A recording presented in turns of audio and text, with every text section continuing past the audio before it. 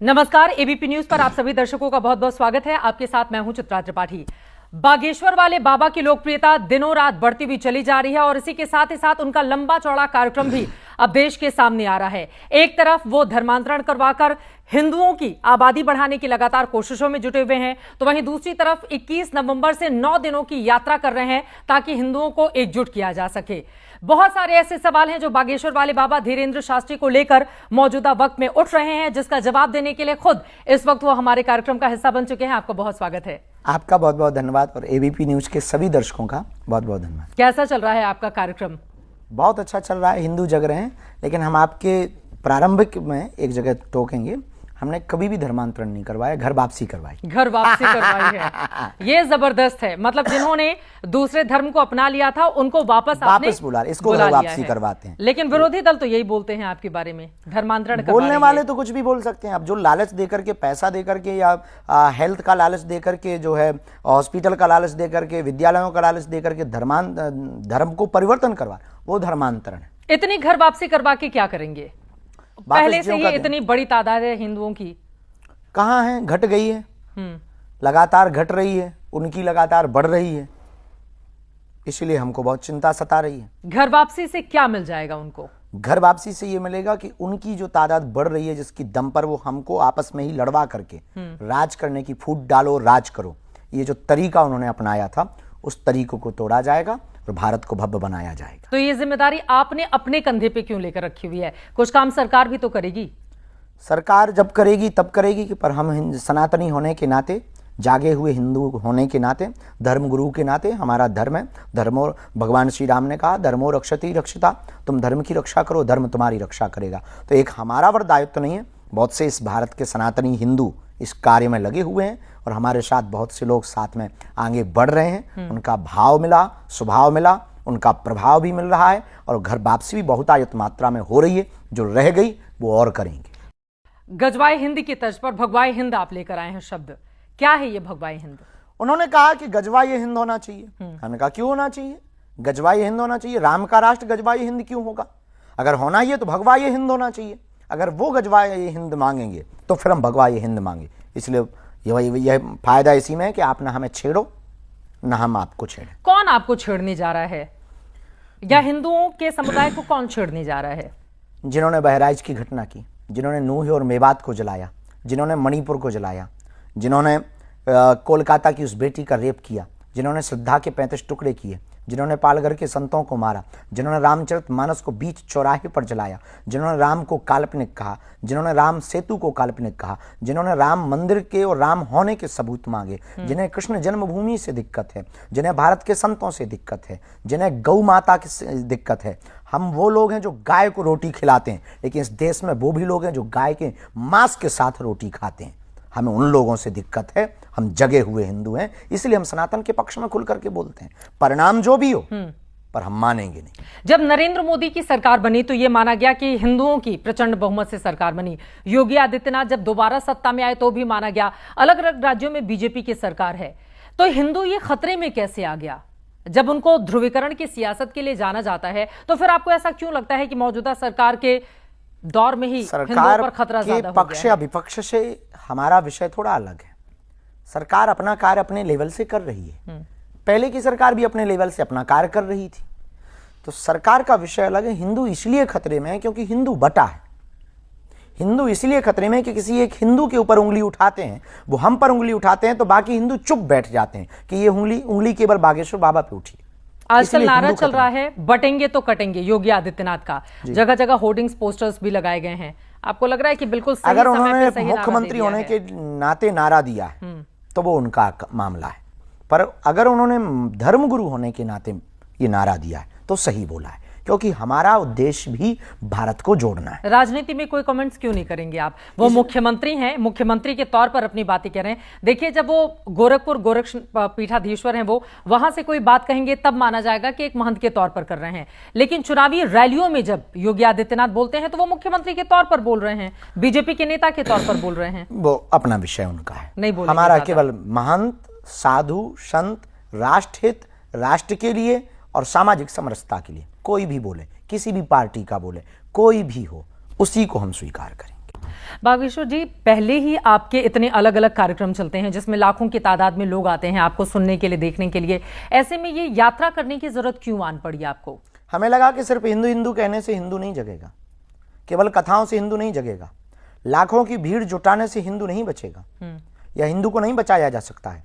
हमें उन लोगों के पास भी जाना पड़ेगा जो लोग हमसे दूर हैं, जो हमसे मिल नहीं पाते, जो बिछड़े और पिछड़े हैं, जिन्हें समाज में कभी मंचों पर स्थान नहीं मिला, जो सिर्फ तालियां बजाने के काम आते हैं। इसलिए हमने विचार किया कि हम उन लोगों को भी मिलेंगे, उनको गले लगाएंगे, जो सबसे पिछले स्तर पर रहते हैं उनको हम गले लगा करके उनको यह एहसास कराएंगे कि आप पिछड़े नहीं हो, आप बिछड़े नहीं हो, आप भी हिंदुस्तान के हो, आप भी सनातनीय कट्टर हिंदू हो और हम भी तुम्हारे ही जैसे हैं, हम तुमसे अलग नहीं हैं। तभी इस देश में एकता की क्रांति खड़ी। ऐसा लग रहा है कि आप बीजेपी की राह आसान करने के लिए जा रहे हैं, ये बताते हुए कि हिंदुओं के एकजुट होना होगा। आपकी बातों से यही लगा कि जो दलित और पिछड़े हैं उनको साधने की कोशिश आपकी ओर से की जा रही है, और बीजेपी को नुकसान हुआ है लोकसभा में इसी वजह से, जब संविधान और आरक्षण खत्म कर देने की बात विपक्षी दलों की ओर से उठाई गई। बिल्कुल भी नहीं, ये अपना अपना विचार है। इसके पहले भी हम यही करते थे, इसके पहले भी हम मंचों पर आरती करवाते थे, जो सफाई कर्मचारी हैं उनसे आरती करवाते थे। इसके पहले भी हमने सभी बिरादरी की बेटियों का ब्याह करवाया। तब तो लोकसभा का चुनाव भी नहीं हुआ था, तब तो हमें किसी पार्टी से मतलब भी नहीं था, वर्तमान में भी मतलब नहीं है, न लोकसभा के चुनाव होने से न हो जाने से। हमारा सिर्फ मतलब है केवल भारत के हिंदुओं को एक करने से। अब फायदा किसको होगा, क्योंकि ना तो उसमें कोई बीजेपी का आदमी करवा रहा है, ना बीजेपी कर रही है। उसको सिर्फ बागेश्वर धाम के सभी अनुयायी और हिंदुओं पर विचारधारा रखने वाले, हिंदुत्व के प्रति सजग और हिंदू विचारधारा और सामाजिक समरसता पर कार्य करने वाले लोग कर रहे हैं। जब बाबा बागेश्वर कहीं जाते हैं तो बीजेपी के कई नेता ड्राइविंग सीट पर बैठकर ड्राइव करते हुए उनको गंतव्य तक लेकर जाते हैं। उनकी अपनी तो बीजेपी को ही फायदा होगा इससे। वो अपनी अपनी श्रद्धा है, हर सब वर्ग के लोग हैं, हर पार्टी के लोग हमसे जुड़े हैं। केवल बीजेपी के दिखाई देते हैं क्योंकि वो वर्तमान में सत्ता में, इसलिए उनके लोग भर दिखाई देते हैं। हर पार्टी के लोग हमारे पास आते हैं। अभी बहुत पिछले में ही हमारे बहुत ही प्रिय लाडले रघुराज प्रताप सिंह भैया राजा भी आए हुए थे। उसके पहले भी हमारे छतरपुर के पूर्व कांग्रेस के एमएलए हैं, वो हमारे बहुत अच्छे डिवोटी हैं। एक नहीं, तीन एमएलए पूर्व के हमारे डिवोटी हैं, बहुत अच्छा है, सभी पार्टियों के। यहाँ तक कि कांग्रेस में अभी वर्तमान एमएलए हमारे बहुत ही प्रिय जयवर्धन सिंह है, वो भी हमारे बहुत अच्छे प्रिय हैं। वो भी बहुत बागेश्वर धाम की आत्मा है, क्योंकि उन्हें पता है कि गुरुजी कभी भी किसी पार्टी का सपोर्ट नहीं करते। हम सबको लेकर के चलते हैं, जो पार्टी का हमारे पास आ जाए हम सबको स्वीकार करते हैं। जाति पाति को मिटाने की आप बात करते हैं और हिंदू मुसलमान भी करते हैं। हिंदू मुसलमान नहीं हम करते, हम उन सब व्यक्तियों के खिलाफ हैं जो देश के खिलाफ हैं। मुसलमान सनातन के खिलाफ कैसे हो सकता है? जो सनातन के खिलाफ, मुसलमान देश के खिलाफ कैसे? हमने ये नहीं कहा कि मुसलमान, कुछ लोगों को ये सेकुलरिज्म का कीड़ा हिंदुओं में भी होता है, हम उनके भी खिलाफ हैं। हम उनके भी खिलाफ हैं जिन्हें जय फिलिस्तीन अच्छा लगता है, हम उनके भी खिलाफ हैं जिन्हें भारत में डर लगता है, हम उनके भी खिलाफ हैं जो राम के होने का सबूत मांगते हैं, हम उनके भी खिलाफ हैं जिन्हें वंदे मातरम बोलने में भी दिक्कत है, हम उनके भी खिलाफ हैं जो भारत तेरे टुकड़े होंगे, उनके भी हम खिलाफ हैं जो सरतन से जुदा करने की बात करते हैं, हम उनके भी खिलाफ हैं जिन्हें पंडों और पुरोहित पुजारी और संतों में पाखंडी दिखाई देते हैं और मौलवी और पादरियों में शक्तियां दिखाई देती हैं। भारत सबका है, अब वो चाहे सेकुलरिज्म वाले हों, चाहे वो कट्टर हिंदू हो, और चाहे वो हिंदू हो, और चाहे वो मौलवी हो, चाहे वो पादरी हो।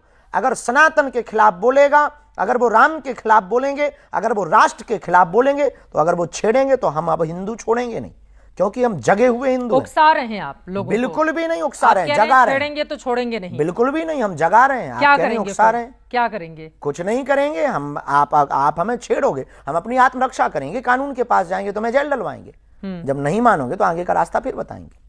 लेकिन ये 25 करोड़ जिस देश में मुसलमान रहते हो, इंडोनेशिया के बाद सबसे बड़ी आबादी हमारे देश की है, वहां पर आप सिर्फ हिंदू एकजुटता की बात करेंगे तो जो मुसलमान है वो कहां जाएंगे? उनका भरोसा जीतने की कोशिश क्यों नहीं की जाती? वो भारत में ही रहेंगे। उनका भरोसा जीतने की हमें जरूरत नहीं है। क्यों नहीं? वो भरोसे में रहे, क्योंकि 100 मुसलमानों के बीच में, 100 हिंदुओं के बीच में 1 मुसलमान सुरक्षित है, लेकिन 100 मुसलमानों के बीच में 10 हिंदू सुरक्षित नहीं। और इसकी प्रत्यक्ष घटना बरेली में मिली है, बहराइच में मिली है, कोलकाता में मिल रही है आए दिन। इसका मतलब क्या समझें? जब तुम्हारा हम 1000 लाख रहते हैं, जब हम यहां पर 80 लाख लोग रहते हैं और आप 20 लाख लोग सुरक्षित हैं, और आपके बीच में एक हिंदू की बिटिया सुरक्षित नहीं रह पाती। ये कहां का न्याय है? ये कहां का धर्म है? ये कहां का आपका मजहब है? तो उनको लगता है कि हम हिंदू मुसलमान करते, आपको भी लगता है कि हम हिंदू मुसलमान करते। सच ये है कि हम सिर्फ हिंदू हिंदू करते हैं। अब अयोध्या में राम मंदिर बन गया, उनको मस्जिद के लिए जमीन दे दी गई। अब आप लोगों की नजर मथुरा पर है। मथुरा को लेकर हर रोज नए नए तरह के बयान नहीं, ये सामने आते नजर हैं। नहीं है, ऑलरेडी पहले था, इन्होंने बदला है तो हम उसको वापस करवा रहे हैं। वापस वो भी कोर्ट करवाएंगे, के थ्रू, वापस करवाएंगे, वो भी कोर्ट के थ्रू। मुसलमानों को लेकर जिस तरह की स्थिति बनी हुई है, उधर वाले आरोप लगाते हैं कि दरअसल आप लोग नफरत का बाजार पैदा करना चाहते हैं, लोगों को डर दिखाकर अपने आप को पॉपुलर करना चाहते हैं। ये मूर्खता है। लोगों को हम किन को डर दिखाएंगे और हम क्या पॉपुलर होंगे? हम खुद कथा करते हैं, कथा से हम ऑलरेडी हैं, दरबार लगाते हैं, ऑलरेडी हम पॉपुलर हैं। ये हिंदुओं को समझना होगा कि वो कितनी बड़ी बात बोल रहे हैं। वो कह रहे हैं नफरत का बाजार। हम कोई राजनेता हैं, धर्मगुरु हैं, किस बात का भय दिखाएंगे? किस बात से हम भयभीत होंगे? अरे हमारे हिंदुओं को तुमने खुद डरा करके रखा है। इस देश में हिंदू बोलने में लोगों को डर लगता था, हिंदू राष्ट्र बोलने में लोगों को डर लगता था। कथा मंचों पर नहीं किसी ने बोला। अब जगा दिया आप लोगों ने। हम लोगों ने तो नहीं, पर बहुत लोगों ने जगा दिया है। हिंदू उसमें जाग छोटी गया सी है। भूमिका हमारी। अभी पूर्णतया तो नहीं जागा, थोड़ा जाग गया, जो बचा है वो जगाएंगे। लेकिन देखिए, अलग अलग देश के धर्मस्थल हैं, जिसमें अयोध्या को भी मैं शामिल कर लेती हूँ। वहां पर भव्य राम मंदिर तैयार हो गया और वहां के अब डिजाइनर कपड़े भगवान श्री राम के बन के आते हैं बाहर से, जिसको हर रोज वो धारण करते हैं। लेकिन कुछ समय पहले तक वहां पर मुस्लिम परिवारों की ओर से उनके वस्त्र सिले जाते थे, वो धारण करते थे। वहीं वैष्णो देवी की, अमरनाथ की मैं बात कर लूं तो यात्रा के लिए जो लोग श्रद्धालु जाते हैं उनकी मदद करते हैं वहां पर, जिनको रोजगार भी मिलता है उस यात्रा के जरिए। अच्छा है, पालकी लेकर जाते हैं लोग, घोड़े पर लेकर जाते हैं। देखिए हम उनके खिलाफ नहीं है, अच्छा है। अगर उनकी सनातन के प्रति आस्था है तो क्या बुरा है? अगर उनकी हिंदुत्व के प्रति आस्था है तो क्या बुरा? कुछ मुसलमान तो राम मंदिर दर्शन करने भी गए, अच्छे लोग हैं ना। बहुत से लोगों ने, एक कोई मुस्लिम धर्मगुरु, उन्होंने तारीफ की कि पहली बार ऐसा धर्मगुरु देखा है कि जो अपनी बात को बहुत, अपने दोनों पक्षों की बातों को बहुत सत्य और यथार्थता के तरीके के साथ रखता है। जो मंदिर में दर्शन करने के लिए जाए वो मुसलमान अच्छा, और जो दर्शन करने के लिए नहीं जाए वो बुरा। बिल्कुल भी नहीं, ऐसा नहीं हमने कहा। जो जिसे राम मंदिर से दिक्कत है वो बुरा, जिन्हें हिंदू काफिर नजर आते हैं वो बुरा, जिन्हें हिंदुओं की बेटियों को उठाने में मजा आता है वो बुरा, जिन्हें श्रद्धा जैसे 35 टुकड़े करने में मजा आता है वो बुरा, जिन्हें भारत के टुकड़े करने की बात करने में मजा आता है वो बुरा, जिन्हें भारत को बांटने में मजा आता है वो बुरा। महाकुंभ का आयोजन होना है, जिसको लेकर अब आप लोगों की ओर से अपील की जा रही है। अखाड़ा परिषद ने भी कह दिया है कि मुसलमानों को दुकानें नहीं दी जाएं। क्या इससे नफरत नहीं फैलेगा? वो कहां जाएंगे रोजी रोटी के लिए? पता नहीं। आप तो हिंदू हो जी, आपके नाम के पीछे तो त्रिपाठी लगा है। मक्का मदीना में हमारे गरीब हिंदुओं को दुकानें मिल सकती? हम पूछते हैं आपसे, नहीं ना। ईसाइयों के चर्च के सामने कैंडल की दुकान क्या हमारा कोई हिंदू लगा सकता है गरीब? नहीं ना। तो फिर भाई, जब तुम्हें धर्म का ज्ञान नहीं, संगम का ज्ञान नहीं, संतों के मान का पता नहीं, सत्संग का पता नहीं, त्रिवेणी संगम का पता नहीं, अखाड़ा परिषद ने क्या गलत बोला?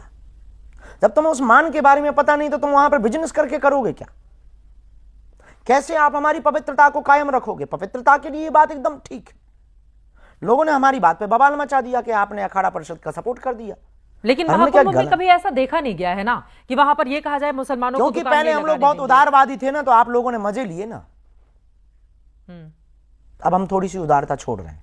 क्या करेंगे? उदारता छोड़ देंगे तो जो अभी कर रहे हैं वही करेंगे। दुकान नहीं लगाने देंगे। क्यों लगाने दें? हिंदुओं का मेला, और अगर कोई लगाएगा तो सनातनियों का मेला। देश संविधान से चलेगा ना, बेझिझक चलेगा, कानून से चलेगा, संविधान से चलेगा, सरकार से चलेगा ना। संविधान ने सबको ये इजाजत दे रखी है कि जो कोई कहीं भी इस देश में आ जा सकता है, कहीं दुकान लगा सकता है। स्वतंत्रता, बोली में, भाषा, हर चीज में दी गई है। बिल्कुल दी गई है। हम ये नहीं कहते कि नहीं दी गई है।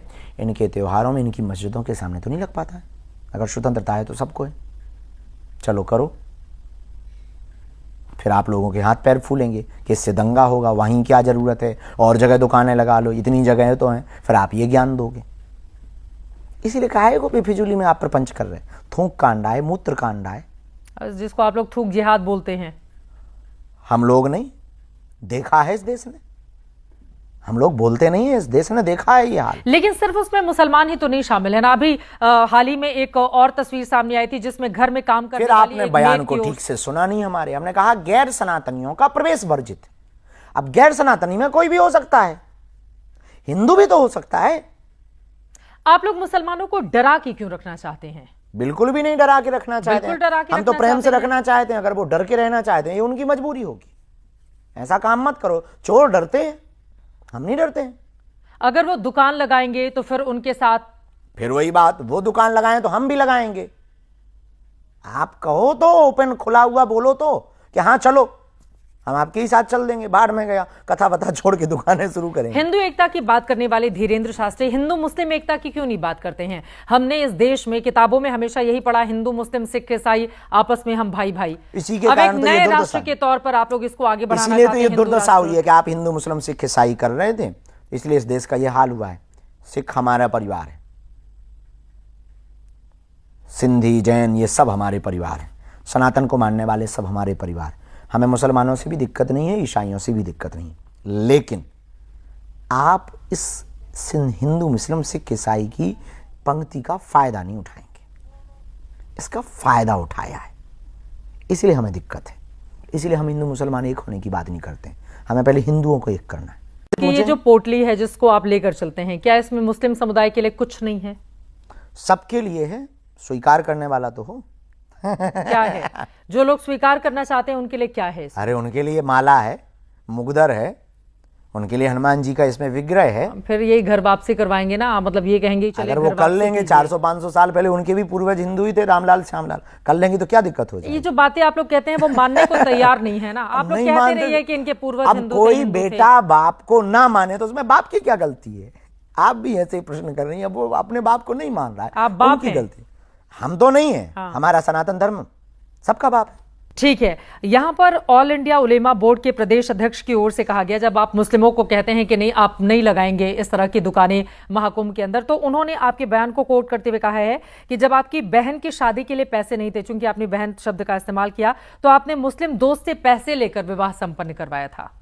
उन्होंने दिए थे, मुस्लिम दोस्त ने दिए थे। हाँ, पर अब दुश्मन मित्रता बन गए। हमारी है अभी भी। हमने फिर कहा कि हम मुसलमानों के खिलाफ नहीं, हमारी मित्रता है, हमने उसको भी दिए। लेना देना है मित्रता में धर्म और जाति कहां से आ जाती है? फिर वही बात, हमने तो कहा नहीं कि वो मुसलमान है, हमारा मित्र है, हमने सिर्फ ये कहा। लेकिन वो मुस्लिम थे ना धर्म से, उससे क्या है, मित्र तो मित्र होता है। तो उस समय पैसे लेने में संकोच नहीं हुआ आपको? हमने भी उनको दिए हैं, उनको भी कोई संकोच नहीं हुआ है। मित्रता में लेना और देना नहीं होता है। लेकिन अगर वो अमानवीय कृत्य करते, अगर वो आतंकवादी बातें बोलते, अगर वो वंदे मातरम बोलने में उन्हें दिक्कत होती, अगर वो जय फिलिस्तीन के नारे लगाते, तो वो सोने के भी होते, तब भी हम उनकी तरफ निगाह उठा के नहीं देखते। चलिए, ये तो बहुत कड़े कड़े और बड़े बड़े सवाल हो गए, बहुत गंभीर सवाल। हालांकि बाबा बागेश्वर इसके लिए जाने नहीं जाते हैं। जब वो मंच पर बैठते हैं तो बड़े अलग अलग तरह के लोगों से उनका सामना होता है। अब मैं जरा आ जाती हूँ उस रूप में जिसमें आप बड़े चुलबुले से दिखाई देते हैं, महिलाओं के साथ उनके मन की बात, बच्चों के साथ उनके मन की बात, जो युवा आते हैं आपसे सवाल पूछते हैं उनको उनके बारे में जानकारी देते हैं। तो ये जो अलग अलग रंग है धीरेंद्र शास्त्री के, कहाँ से आते हैं? हम तो एक ही हैं, बस जैसे है, नेचुरल है। हम वास्तविक, मतलब हमसे जो है सो बस वो है, मुंह फटा नहीं है, जो अंदर है वो बाहर है, कुछ छिपा नहीं पाते, हम कंट्रोल नहीं कर पाते हैं, बस यूं कह लो। बहुत सारी महिलाएं जो आपको सुनने के लिए आती हैं वो बिल्कुल मतलब ऐसे लाडले की तरह आपको प्यार दुलार भी करती हैं। उनकी बातों में हम लगता भाई है, हैं, किसी के हम बेटा हैं, तो उनके अंदर वो ममत्व झलकता है। तो वो ये भी पूछते हैं कि शादी विवाह कब होगा संपन्न आपका? जल्दी होगा, बहुत प्रश्न हो गए हैं। मुझे लग रहा है कि अब आपको बता देना चाहिए। अब आज वो तारीख आ गई है जब धीरेंद्र शास्त्री इस देश को बताएं कि कौन है वो लड़की और कब होने जा रहा है अब विवाह। वो तो हमें को अभी पता नहीं है। ये ऐसा कैसे हो सकता? आपने कहा कि जल्द संपन्न होने जा रहा है और खुद को पता नहीं, ऐसा कैसे हो सकता वो है? हमारी माता जी करेंगी ना निर्णय, उन्होंने अभी तो ऐसा कुछ हमें बताया नहीं है। अरेंज मैरिज होगी आपकी? अरेंज मैरिज होगी, माता जी पसंद करेंगी? हाँ, ये तो तय है, माँ, बाबूजी और गुरुजी। हम अपने सनातन परंपरा को नहीं छोड़ेंगे, जो हमारी परंपरा है उसमें माता पिता जो आज्ञा देंगे। अरेंज मैरिज होगी, लेकिन जल्दी होगी। अब उसके ही सवाल सुनेंगे। नहीं, अब आपको पूरी बात बतानी पड़ेगी। कब होंगे विवाह संपन्न, कब होगा, वो तारीख कौन सी होगी? इसी साल हो जाएगा, 2 ही महीने बाकी हैं, या 2025 की शुरुआत में हो जाएगा? ये कह नहीं सकते। अगर 25 निकल गई तो फिर आप कहोगे बाबा जी झूठी निकली। अब जब मिलेगी तो हम ये है कि बहुत धूम धड़ाका के साथ बताएंगे। जो महिलाएं आती होंगी उनमें से भी इस तरह के सवालों का सामना आपको करना पड़ता है। आते अपनी हैं, कुछ बेटियों के विवाह बेहूदी के आते लिए। हैं, कुछ बेहुदा बोलने लगते हैं। एक कोई घटना थी, बाहर की थी, कहाँ की थी पता नहीं, वो पड़ गई थी पीछे, कई दिनों तक धाम पे रुकी रही। फिर वो बोली कि हमको शादी करनी है। हमने कहा बहन जी क्षमा करो। कोई आपसे शादी के लिए कहेगा तो आप उसको कहेंगे बहन जी क्षमा करो? इसलिए क्षमा करो कि उनकी आयु हमारी माता जी की समय की थी। कितनी उम्र थी उनकी? अब वो माता जी जैसी दिखती थी ना, उनका बहन जी क्षमा करो कोई और। कितनी उम्र थी उनकी? अब उम्र एग्जैक्टली तो पता नहीं है। बुजुर्ग थी? मतलब एजेड थी बहुत। और वो आपसे विवाह करना चाहती थी? वो उल्टा ये भी कह रही थी कि हम अपने पति को तलाक दे रहे हैं। फिर हमने कहा कि हमें अब आप क्षमा करो, कृपा करो हम पे, कृपा बरसाओ पे। पुलिस के पास भेजा हमने, पुलिस से डांट लगवाई। हम कही हमारी पीछे पड़ी, इसको हटाओ। अच्छा ठीक है, अभी आपकी दिनचर्या क्या है सुबह से लेकर शाम तक की, अगर मैं जानना चाहूँ? बदल गई, बीच में हम सुधर गए थे, फिर बिगड़ गए हल्के हल्के। क्या सुधार किया था खुद में?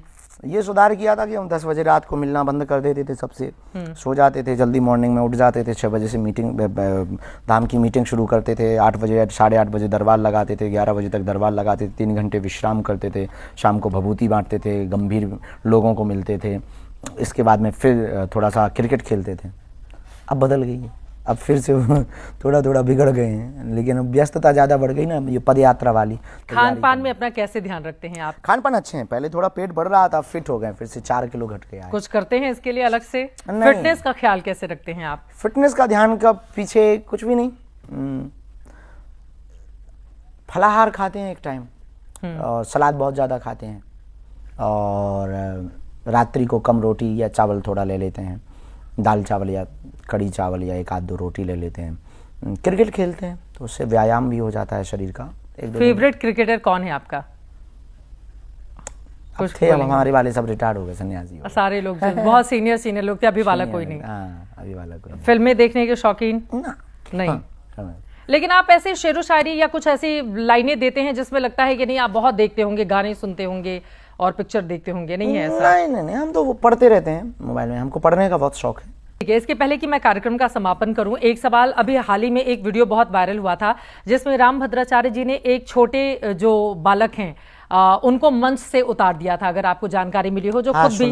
हाँ, तो क्या है प्रतिक्रिया? क्योंकि वो खुद भी इसी तरह का प्रवचन या ईश्वर की भक्ति में लीन रहते हैं। पता नहीं हमें उस बारे में क्या हुआ था, वहाँ हम थे नहीं, और हमारी गुरुजी से इस विषय पे बात नहीं हुई। पर जो हमें गुरु भाइयों से पता लगा कि वो कथा मंच में आए थे तो वो आशीर्वाद ले चुके थे ऑलरेडी पहले से, और फिर वो कथा मंच पे आए तो बीच कथा में गुरुजी आरती के समय पर वृंदावन की कथा थी, परम पूज्य श्री कृष्णचंद्र ठाकुर जी के यहाँ पर, हमारे बहुत ही अच्छे प्रिय भ्राता हैं श्री आचार्य पूज्य श्री इंद्रेश उपाध्याय जी, उनके यहाँ कथा थी। तो पूज्य ठाकुर जी बोल रहे थे तो वो बालक बीच में जयकारे लगा रहा था और रील बनाने के चक्कर में नजदीक जा जाके ऐसे ऐसे कर रहा था। अब गुरुजी तो अद्भुत हैं तो उन्हें सब पता ही लग जाता है वो, और हमारे गुरुजी तो अद्भुत हैं, हमसे ज़्यादा बेवाक हैं हमारे। अब गुरु तो गुरु होते हैं, अब उनके चेलाएं समझ जाओ, जब हम इतने छोटी सी फुलझड़ी हैं तो गुरु क्या होंगे। रील से आप लोगों को भी परेशानी होती है? बाबा बागेश्वर भी जब रात को सोते हैं तो एक बार ट्रैक करके देखते हैं कि इंस्टाग्राम पे क्या चल रहा है, फेसबुक पे, जरा ट्विटर पे नजर मार लें कि हमारे बारे में क्या चल रहा है। इतना सारा तो नहीं देख पाते हैं, यूट्यूब हम देखते हैं, यूट्यूब का हमें शौक है तो यूट्यूब पे हम देख लेते हैं, अपने ही वीडियो देख लेते हैं, अपनी कथा सुन लेते हैं, अपने ही हास्य व्यंग, बहुत व्यंगवादी भी हैं, तो अपने ही व्यंगों को सुनकर थोड़ा हंस लेते हैं कि वाह गुरु गजब कर दिए हो।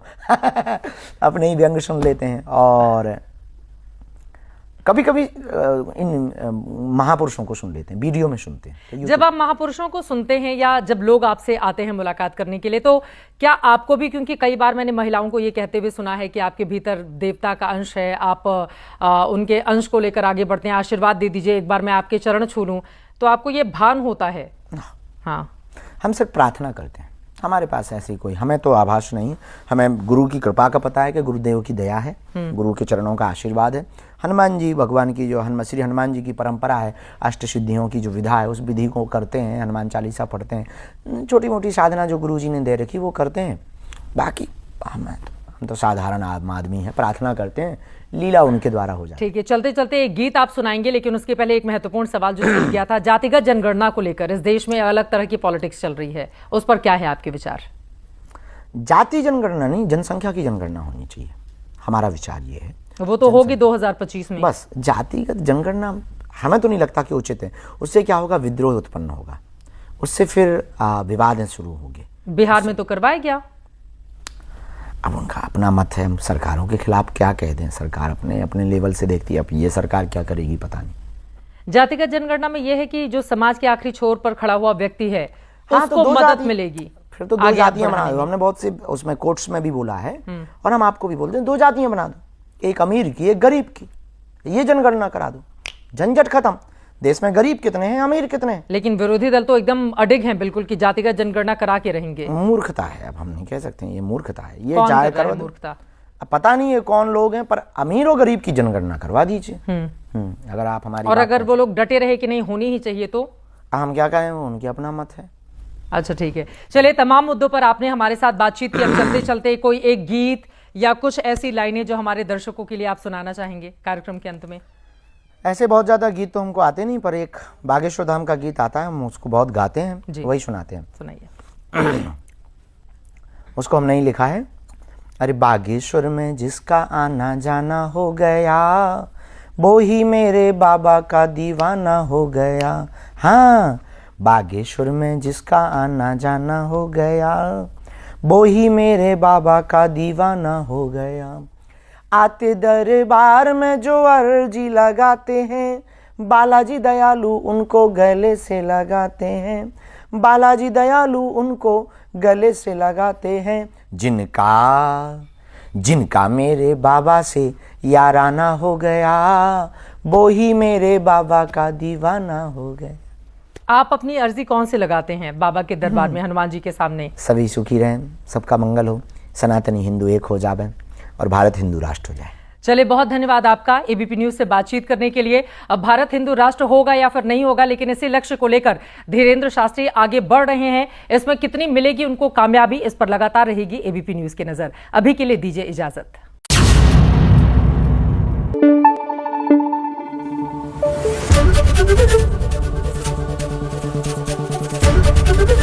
एबीपी न्यूज आपको रखे आगे।